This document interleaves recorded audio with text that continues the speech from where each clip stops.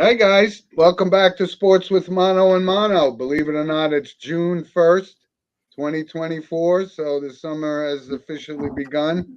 And I'm here, of course, with my co-host Eli.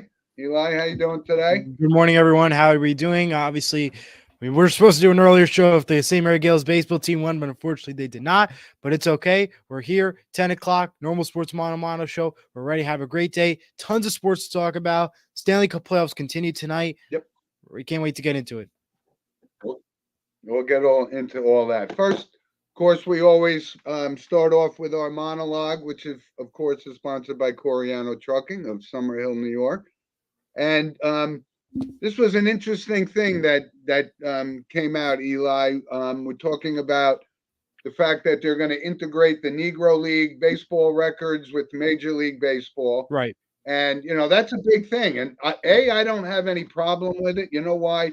Because when you hear, guys like Satchel Paige and Josh Gibson, right? These guys, of course, it was the times, right, that they couldn't play in the major leagues, which Correct. still a kind of a head scratcher. So, these were for sure professional baseball players that if integration, came sooner than Jackie Robinson in 1947, it would have been great. So I don't know how it's all gonna, like I said, I need to do a little bit more research on the records that were kept from the Negro leagues and so forth. I don't know.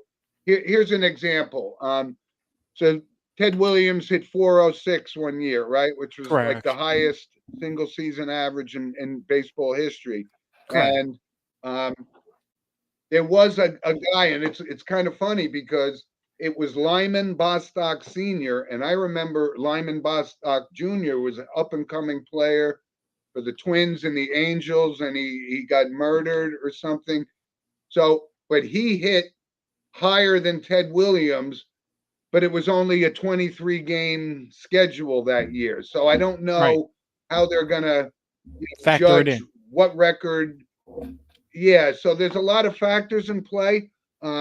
But there, like I said, there were certainly many players that could have played in the major league. So I'm perfectly fine with integrating the records. Like I said, you just have to do a little bit of analysis to see, are we really comparing an apple to an apple, so forth.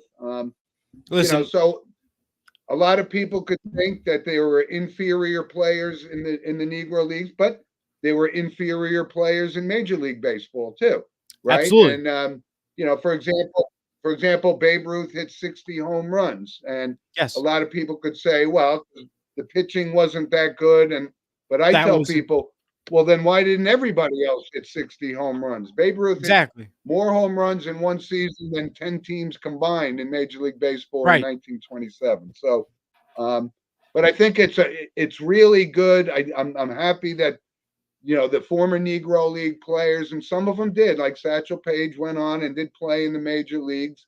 I don't believe Josh Gibson did. Like I said, I have no issue with it. So, I like it. The idea, it's a good way to bring in the past into the future, compare and contrast. And we cannot be separated. We need to be combined as one. And we're unified as one baseball. It's one baseball. Let's combine it together. Love the idea. No issues. Just interesting to see how they factor in, obviously, the points and runs and all that fun stuff. Right. So the highest Major League batting average was 367, and that was Ty Cobb. And now he gets now Josh Gibson. If you integrate the records, now he holds the single season record at 372. So again, how many games did they play? How were the records really kept? Did they have the popularity? We don't know. I don't know all of that stuff. Obviously, way before our time. But I mean, this is a long time coming, and like I said, it took Jackie Robinson to break that color barrier in baseball, and this brings it all together because it's our national pastime, whether it was the Major Leagues or the Negro League. So absolutely, I'm all for it, and I'd love to hear. I'd love for folks to type in and get. We have a comment from Andrew Caroline, who is joining us from the beach. Good morning to him, and enjoy the beach. Nice weather for it. And anybody else, like I said, wishing to comment, feel free. I'm sure. Facebook or perfect day for the beach today. Oh, yeah, it's beautiful weather. I mean, Andrew's down at the beach getting his George Hamilton tan, I guess. So. Enjoy it. But folks, I really would. We'd really be interested in comments and emails at sportswithmono@gmail.com on our monologue topic this week, because I think or any topic where we love to hear your thoughts about it, whether it's hockey, basketball, why you prefer the Devils over the Rangers, anything like that. We'll love to hear it. All right. Don't start with me on the Devils Rangers thing. We'll get into that later. Let's just jump right into the NHL. And why not? I mean, yes, I'm a Ranger fan, but I will say this. I mean, obviously I watch the games, and Florida has outplayed the New York Rangers. And yes, right now, here's where we're going to draw the line, Jim. Listen, I'm glad the Panthers are up right now, 3-2, heading into Game 6 tonight, 8 p.m. ABC. But here's where I have to draw the line. Can you trust it, though? Because if you look at the Rangers, though, in the previous history, they're going to be that type of team like, you know what? We're down. Let's force overtime. That's, to me, I can't fully trust it. I have a good feeling that we're going to be seeing a tough battle tonight between the Rangers and the Panthers. We may see an overtime game. Wouldn't be surprised the Rangers come up on top. I'm rooting for the Panthers, but I would not be surprised. That is the situation we're going to have to deal with tonight. They're this team where they're going to just come back from behind, somehow take over, and go from there. Before I continue on, though, we have a comment from Andrew. George Hamilton crying emojis. So that's reference to a beach tan that George Hamilton had. But enjoy your trip down there, Andy. So like I said, this is kind of, hockey is kind of a funny sport, right? Last year, the Florida Panthers barely got into the playoffs. They make it all the way to the Stanley Cup Finals. And this year, I mean, I haven't gotten a chance to watch them, obviously, as much as the Rangers. But in the 5 games, I can honestly say they were a quicker, tougher, more grittier type team right now than the New York Rangers. And that's right. I'm hoping, right, when you're down 3-2, I kind of thought when it was, game 5, that the winner of that game was going to win the series. But, the Rangers are resilient. They got good coaching, and they got one of the best goaltenders on the planet. So that can keep them in the game. Nope. Nobody beats Martin Brodeur. Sorry, Jim. I'm going to still keep you with that one. Currently active, I'll give you that. But all time, Martin Brodeur. And I think that's no question. I didn't say all time already. Just want to clarify, because he said we have one of the greatest right now. I mean, just want to clarify that we still have right now. We're not out of the year yet. He's still technically part of this. No, there's still the Ken Drydens and the Martin Brodeurs and the Patrick Roys, and they'll never be forgotten. In there, of course. So anyway, the Rangers got their backs up against the wall tonight, and like you said, it's tonight at 8:00 on ABC. And hopefully we'll be up for a game 7 on Monday. That's on the Monday night. And if the Rangers come out And then you have let's look at the Oilers Stars series, Jim. Oilers took a 3-1 win yesterday over the Stars. They're heading into Game 6 tomorrow, 8 p.m. over on TNT.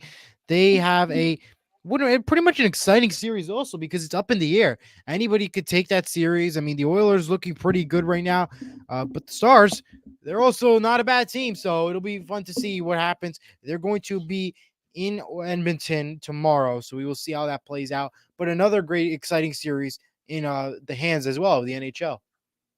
And it's like we've talked about it time and time again. It's so difficult, so grinding to win a Stanley Cup, and we have four real good teams, and I don't think either way we lose, right? If Edmonton wins the series, we get to see McDavid and Draisaitl, some of the top players.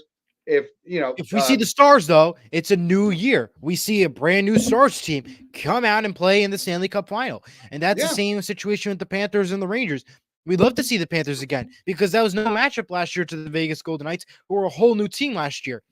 If the Rangers were to go in, you hear every Devil fan rooting for that team in the Western Conference, that's for sure, and hoping that it goes in favor of the West. But it'll be still exciting series to watch, regardless of who it is. Yeah, I mean, you can't dismiss this kid on Dallas, this Jason Robertson. The kid, scored a natural hat trick the other night, and I actually had an opportunity to watch the Stars last year at a range. I went to a Ranger game, and the Rangers Stars were 0-0 until the last 2 minutes of the game, and the Rangers won at 1-0. So I got a chance to see the Stars, and they're loaded with talent too. So I don't think we could lose either way. When you got guys like Barkov and Kachuk and Bobrovsky on Florida, right? They're as solid as a team as there can be. And absolutely, the Rangers, were the best team on paper in winning the President's Cup this year, but they got their backs up against the wall, and we're going to find out who's going to be in the Stanley Cup by Monday night. I guess. Tuesday. Well, technically, if Game 7 is forced with the Dallas Edmonton series. So we'll that's a Tuesday game, right? Yes. Okay. But we do have other notes before we leave off the NHL real quick. Game 1 of the Stanley Cup Final will begin Saturday, June 8th. Game 2 will be Monday, June 10th. All the games on ABC with an 8 o'clock start time. And the final news, Don Waddle has resigned as president and general manager from the Carolina Hurricanes. Eric Tusky has been named interim GM for the time being. So that is interesting news over out of Carolina. This all follows on them losing to the New York Rangers this year. And last year they went far, but not enough to beat Florida. They're a good team. Yeah. But the NHL playoffs do not disappoint. No, they don't. It's always an exciting series to watch there, and it's always fun to watch some hockey. So let's move on to the NBA, and like I said, we're down to the final 3 now. Right? We still got right. Well, now we're down it's to over. The final 2. Yeah, we're down to the final 2. Game 1, Thursday, June 6th, 8:30 p.m. on ABC. The only time there will be a time change will be for Game 7. That's if necessary. That'll be 8 o'clock. But every single game, 8:30 p.m. Starts off Thursday, June 6th. You have the Mavericks at the Celtics. I like the series, but I'm not a huge fan of it. Here's my reason why. I like the series because, Mavericks are a good team, but the Celtics just swept the Pacers, it's the Pacers. You got to keep in mind. So absolutely. how does this factor in? Do we see an exciting close matchup? I don't even know if we're going to even see like 100-point difference between these two teams when it comes to the final score. Like, it's down to 2 points in 102 to 101 in the final. I don't know if we could see that in this matchup, in my opinion, just early on. Maybe game 3 or 4, different story, but early on, I don't see this being the best matchup that the NBA put together, well, let me take a swing at this. So, when you looked at Boston has kind of been one of the better teams, obviously, in the league all year long. And you're right, they took care of business, right? Yeah, and you could say, well, they only beat the Indiana Pacers, and I'm going, okay, but they won 2 series themselves, right? But a lot of people with Boston. A lot of people aren't sold about whether Jason Tatum is going to be this, new clutch player performer. He has great seasons, and then, it doesn't necessarily follow that. But he is a superstar, and combined with him and Jaylen Brown, I mean, that's a dynamic duo. And then on the Dallas Mavericks side, we have another dynamic duo. Exactly. I don't think anybody saw the fact that that's Luka Doncic and Kyrie Irving would be a match made in heaven for that Mavericks team. That's a surprise. That's the issue. That's a surprise in the year. I agree with that. But they went in, and like I said, you saw the Minnesota Timberwolves. They were a hot team. They got one of the best up and coming players in the Ant-Man, and they basically, were never really in that series at all. I mean, a couple of games were close, but the better team won that series too.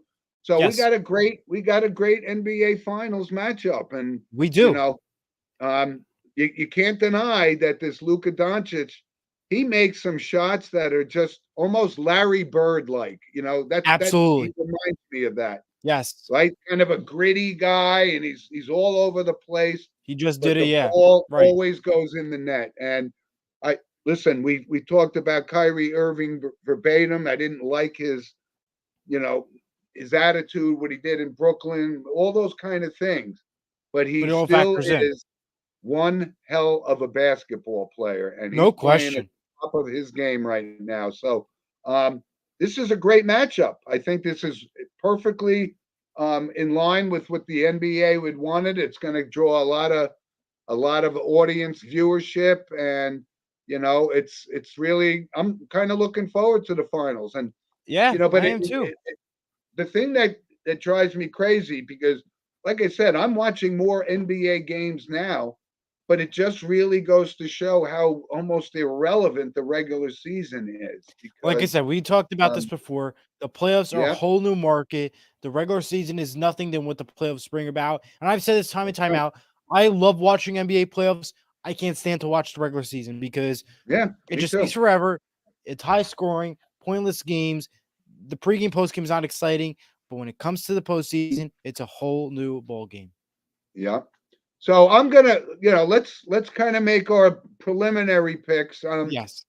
I'm going to I think this is going to be Jason Tatum's time to shine, and I think he's going to win Okay. the MVP award. And I think this is not going to be neither team is going to sweep, but I'm going to take the Boston Celtics. Um, excuse I'm me, bringing out the because big board here because I yeah, have Boston Celtics on my bracket since day nice. one. So I'm taking the Boston Celtics. I cannot agree more with you about Jason Tatum. He won MVP for the Eastern Conference when they clinched Game 4. They are winning it again. Give me the Boston Celtics to win the NBA Finals. I had in my bracket. I'm sticking to it. So yeah. Little choppy there, Eli. All right. I think we're back on though. Yeah. We should be good now. All right. Yep. So, Oh wait, one other note from the NBA. that's One other note from the kind of all NBA. set. One other note from the NBA, real quick. I'll bring up There Clippers we go. coach At least, Ty Lue. Yeah, we had an issue, but I think go we're ahead. good now. Okay. Clippers coach Ty Lue has agreed to an extension that will be long term and the highest paid coach in the league. So congrats to him and a big improvement for the Clippers on the coaching signings. Yeah, I don't know. And the Kings just re-signed Mike Brown to a contract extension too. Yeah, But there's really only four teams, 4 or 5 teams that they it's matter. relevant. You're seeing almost a decline of the Milwaukee Bucks, and so they were the elite team when they won it 2 years ago. But it's competitive balance in the NBA, and I think the NBA Finals is going to draw record viewership, and I'm actually looking forward to some of those games. I am too. It should be an exciting one to watch. No question. Yes. So, Eli, let's move on to Major League Baseball. Right? Two of the hottest teams in baseball, obviously, are the Phillies and the Yankees. Right? They both won Right. their 40th game yesterday, The and a lot locals. of people were worried at the slow start that Judge got off to, and now he's back in MVP form. He's just killing the ball. Hit another 2 home runs last night. So he's earning that paycheck that they gave him, the new Right. contract and stuff. And with Soto and these guys, and you're seeing Luis Heel as just basically, you know, probably the front runner for the American League Cy Young at this point. And Right. so the Yankees pitching is definitely holding up. They did take a blow yesterday. Clark Schmidt's going to be out for a little bit, so we're going to have to fill that void. But it's really been fun watching Soto and Judge, and the Yankees win these games, and they're in a good spot right now. Yeah, they're absolutely in a great spot right now. I mean, the Yankees are looking good, but again, like we said, time and time out, and I've said this constantly, and I'm going to keep saying it again. MLB is a roller coaster season. They're going to start going up, and the decline is going to start happening in just a couple more weeks. I mean, right now the Yankees are Sure. doing good, but I don't know if they'll hold on to it for much longer. I mean, they have tons of other better teams, and we know something is bound to happen. You can't always trust this New York style. Philly's been looking good though. I think regardless with them for the Phillies, they're going to probably start having a good start. Could slack off, but they're still going to be that playoff team that will be fighting to win the World Series. Yeah, they got a really good pitching staff there Yes, they too, do, and and I think that's what's crucial for them. yeah. So, but you And know what do you? what? When you look at the landscape of Major League Baseball, and I had an opportunity, right? Because when you see these teams right now, like the Chicago White Sox and the California Angels or Anaheim Angels, these are almost triple A teams. These are teams that you're supposed to beat up on, but Correct. it's kind of, I don't know. When you see they put 9 guys out on the field, you haven't heard of any of them. None of them are hitting. So that's when these elite teams. I mean, even the Dodgers are struggling right now, right? The Dodgers, right? The Well, I highest mean, payroll in sport. listen, Dodgers are always going to struggle. Again, it's that roller coaster ride that we talked about, and I think after the beginning of the season with the whole situation, uh, it just changed this whole landscape around, and it's the Dodgers though. They slack off now, but they'll somehow still win it all. You know how it always goes Yeah, with baseball. and I mean, it's not worth even talking about because we saw this coming, right? Even though Yes. with the Mets, right? They're another team. When you look at it, you know, they got so many holes that it's, we thought Right. Steve Cohen coming in, he's going to just buy a championship, and it doesn't necessarily work that way. It seems like it's Like I said, backfiring. the Yankees get Soto to go with Judge. Yeah, so a lot of, like I said, it's a long, long way to go. I think, what are we? Think Probably 60 games in, we're maybe just 60, over about 100 60. games Yeah, left in the season. it's Yeah. a long, still roller So, coaster. But I got to give your thoughts real quick. I need your thoughts real quick about the yeah. worst umpire in the league, Angel Hernandez, retiring from baseball in the MLB. What are your thoughts on it?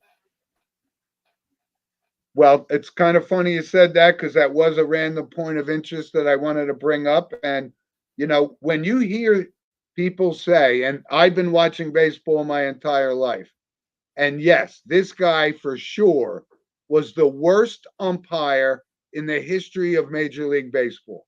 And it almost like he took some sort of pride or joy in it to be known as the worst. Because if you look, there's 100 calls that would Eli Weintraub or Jim Monahan could have been on that field Absolutely. making the calls. It was plain as day, and he would make the calls completely wrong. So, but Major League Baseball has had enough of that kind of thing. So, Yeah, this is part I of a think we could do a union. better So job. he didn't. I know he didn't go quietly. Yeah, but they had to pay him to go away. And you're right, though. I No was going to question. bring that up because you know That's we something I need had to bring up early. competency in umpires, and Absolutely. yeah, And one other note, real you quick, got before it. we get off of Very good. MLB, Atlanta Braves Ronald Acuna Jr. will undergo ACL surgery on his left knee and will miss the remainder Oh, of this season. I So I yeah, was going to bring that up just in a minute as well. I mean, this guy was a unanimous MVP last year. This no is his question. second one. Um, he wasn't having the season he had last year, but maybe this knee problem or the ACL. Yeah, Right, that's tough to lose that kind of a player for the season. And we see it time and time again, though, right? Mike Trout's right. out again, and but Acuna Jr. was an up and coming top 5 player in this league, and it was a non-contact injury. He was just leading off second base or whatever. Yeah, that's a big loss for the Atlanta Braves. Big It loss. is huge loss indeed, and we'll see how that factors in towards the rest of the season. Yeah. And we're going to see that, Eli, right? We We know always see this, but certain guys, just a big name out there too. It's interesting to see, especially for this Atlanta Braves team. right. And the Yankees are already, we're waiting, what day is Stanton going to pull his quad or whatever and Whatever sit out for 6 weeks. the lie is, Injuries are part of it. That's why baseball is great, because you got to endure 162 game season, and you got to overcome those injuries. No question. All right. Right. So, Eli, not a lot going on in the NFL. Right. I got a Still couple some, notes though. free agent signings. Yeah, go ahead. All right, so I'll bring up the notes real quick. Here are the notes for the NFL. I'll bring up. I'll go in order. We'll start with this. Yesterday, the Kansas City Chiefs visited President Biden at the White House, and what made the event special is last year Travis Kelce approached the microphone, but was put away quickly by Patrick Mahomes. This time, the president called on him, Travis Kelce, and he did make some remarks saying, and beginning with, "My fellow Americans, it's nice to see you all again." That's what he started off with when he was up at the podium. And I just want to bring up one note. No, Taylor Swift was not at the White House with Travis Kelce and crew. Next up, gold-winning Olympic wrestler. I wonder, you know what? I just wonder if. Go ahead. I just wonder if Joe Biden. I wonder if Joe Biden knows that the Kansas City Chiefs were at the White House yesterday. All righty.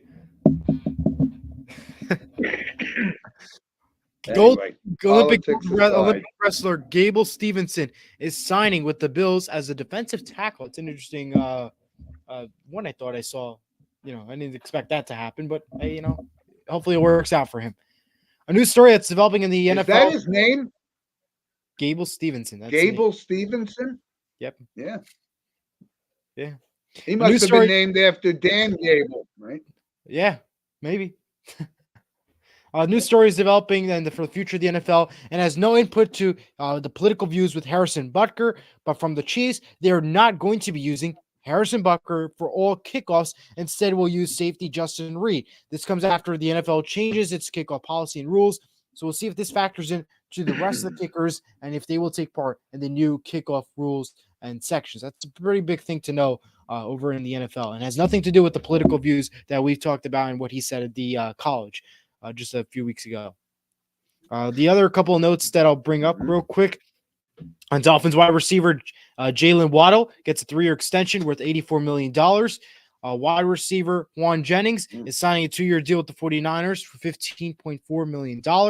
Jets sign running back Tariq Cohen. And Houston Texans wide receiver Nico Collins, the biggest one, a 3-year, $72 million extension deal. So congrats to him. That's the NFL now. I saw that. I was going to bring it up because I don't really know anything about Nico Collins. And when I saw that money, what is this going to do to the market, right? What are guys like Higgins and Justin Jefferson and all these other guys? They're going to get paid, right? They're getting paid. I mean, Nico Collins has always been up there for the Houston Texans, but now you add that extension to it. That just loads up the Texans even more. Like you think they're bad, you think they were good last year. They're going to be even better this year. Not to mention they also have Stephon Diggs that they added this past off season too. So that's something else to keep in mind. Yep. They're a dominant team. Yeah. Another note from NFL, and this was kind of interesting. Stetson Bennett missed the entire season last year for, I guess, mental health issues, right? So, right. And obviously that's becoming more and more prevalent. The mental health issues are real. How it affected him, not 100% sure, but he's back because you have to, if indeed he's going to be the heir apparent to Matthew Stafford or whatever. That's true. But he's back in this season, and I'm wishing him luck, right? He won 2 national championships with Georgia, and he's kind of a wild guy, no question about that. But I wish him, success in getting back. If you could stand up and admit that there's an issue going on, and you take the year off to address it, it's great. I think it's great. Absolutely. Yep. So we got, we covered the major sports. Let's get into random points. Let's move on to random points, which of course is sponsored by Lynch Toyota of Manchester, Connecticut. And again, I just want to give a shout out to President of Lynch Toyota, Michael Lynch, and he's recovering very, very nicely from a medical procedure, and we wish him all the best in his recovery. And like I said, he's a wonderful guy, great businessman, and even a better friend to a lot of us. So good luck, Mike. Absolutely, good luck. Okay, we got a couple of random points here. So we've talked about, right, the changing of the guard, right? French Open tennis, and Rafael Nadal gets knocked out. He's a 14-time French Open champion. So we know that the end is coming. These injuries are becoming insurmountable for him. But it will never diminish his legacy at one iota. Right? Just great. Love it.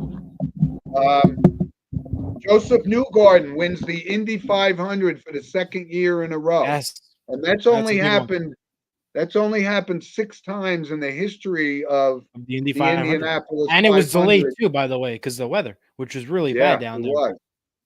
But I think the last two to accomplish that was Helio Castroneves and Al Unser Jr., I believe. So that's tough. So now no one's ever won 3 Indies, so he's got that going for him next year. We'll see.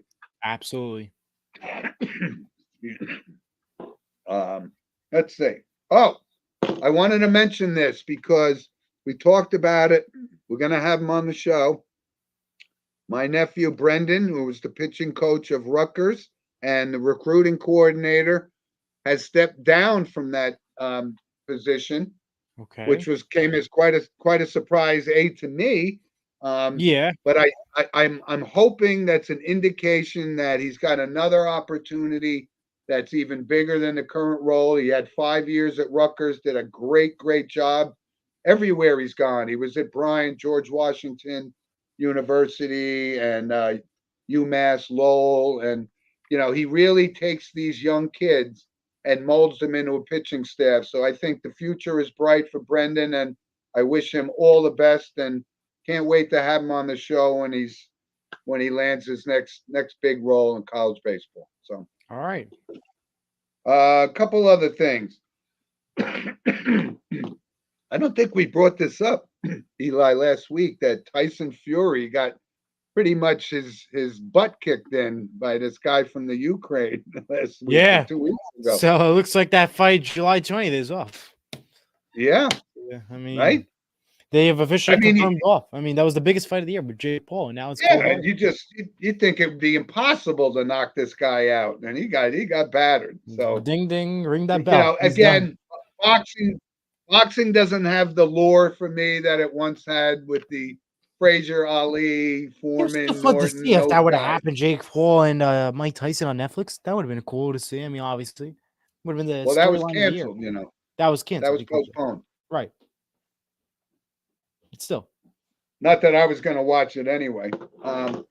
So we also cover, because I also have a nephew who's a lacrosse player at Ramapo. Will take his skills to University of Scranton next year. All right. But Notre Dame won their 2nd consecutive national championship. So Notre Dame, it's not just about football. I mean, they got a heck of a lacrosse team. And, well, I mean, when you think of Notre Dame, it's always about the football, Jim. I mean, you don't think of anything else, but it's good to see them win something.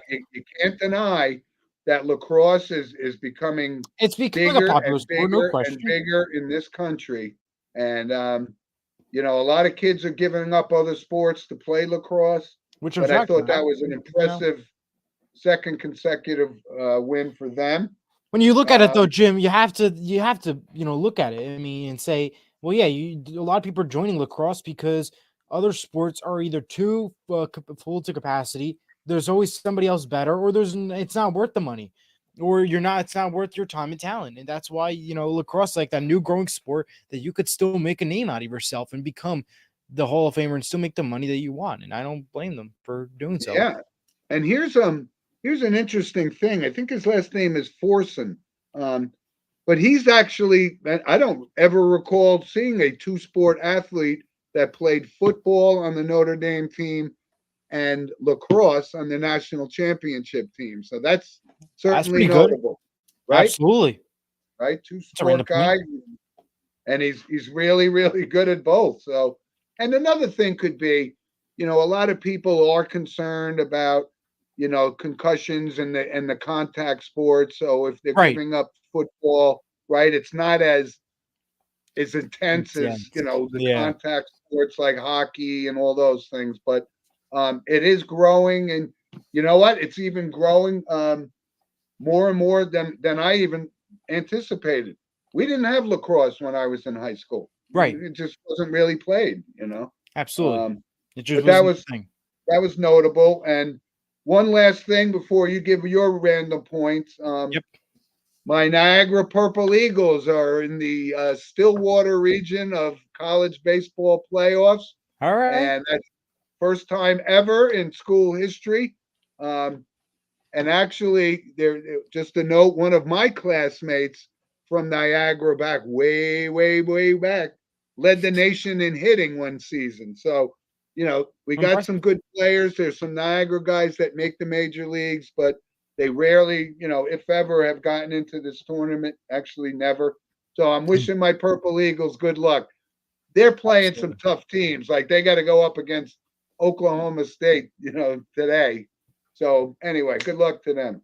No, all right. Good luck to them. All right, let's get into some of my random points real quick. We'll start off with the WNBA. The Connecticut Sun lead this in the standings right now, 7-0, followed by New York Liberty with 6-2. Today's schedule is 12 p.m. ESPN with the Sky versus the Fever. Tomorrow's schedule begins with two non-televised games at 3 and 6, and continues on at 7 o'clock on NBA TV and CBS Sports Network with the Fever Liberty and Wings Lynx. And Sun Dream Sparks Mercury happen in the morning hours or afternoon hours of the day. Other Yeah. notes that I'll bring up real quick. We head to high school baseball where the non-public baseball brackets begin today. The final sectional finals. Del Barn will take on Tabasco. Rutgers Prep will take on St. Thomas Aquinas for a new sectional title winner. Last year was the St. Mary Gales. St. Thomas Aquinas will be at RBC, and Bishop August will be at Gloucester Catholic today. The final note we have is last Friday, May 24th, was the largest travel day in a single day in the United States with 2,951,163 people, beating the November 2016 26th record of 2,908,785 people traveling. So congrats to America. Yeah, I did one question. I guess, how do they know that? How do they possibly know that? TSA screenings. When you check on the license on the when you go for TSA when you're screening, that's how you know. Right. So, Okay. congrats. That's my random points. I got just a few. Okay. No, those were absolutely Random. random. Yeah. So That's why it's called random points. that's right. So we got let's jump into our movie recommendation. Like I said, because And it that's was sponsored, of Memorial course, Day, there were a lot movie of pick and photos, sponsored by Vital Selections. Scan the QR code to learn more. yep. Don't And forget. they're our new sponsor, so we wish them all the success and thank them for the support of our show. Absolutely. So, like I said, I got a chance to watch a lot of old time, war movies in honor of Memorial Day, which Yes. we all send out. I just hope everybody really did understand the meaning of Memorial Day.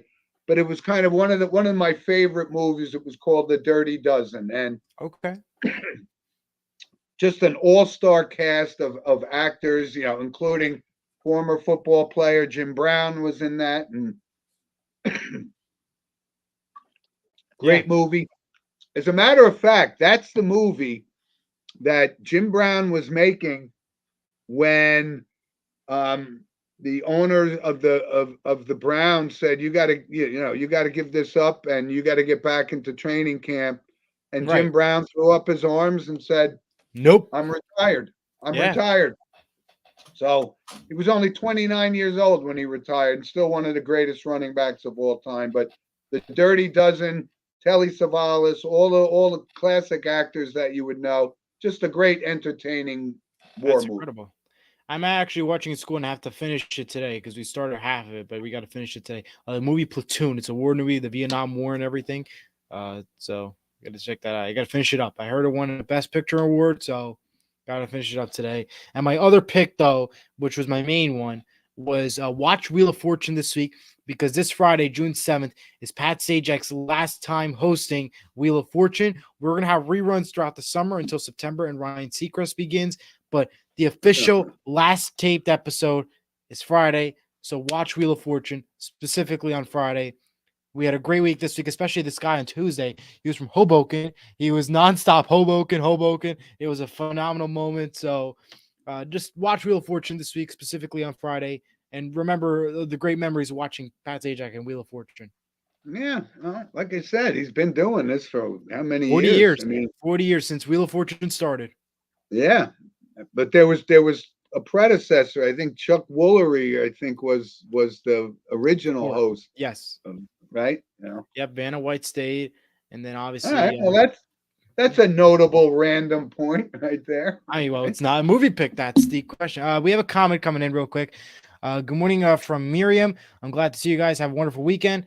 And yeah. Thank you, Miriam. So Miriam's our loyal listener from down in the Washington, D.C. area. So we thank her for her continued support. And we have a photo. So we'll bring that up real quick. We do have a photo. And that's my 2-year-old grandson. Today is his birthday. And look at that hair on the kid. And he likes Doritos like his grandfather. So all right. We talked about this before the show.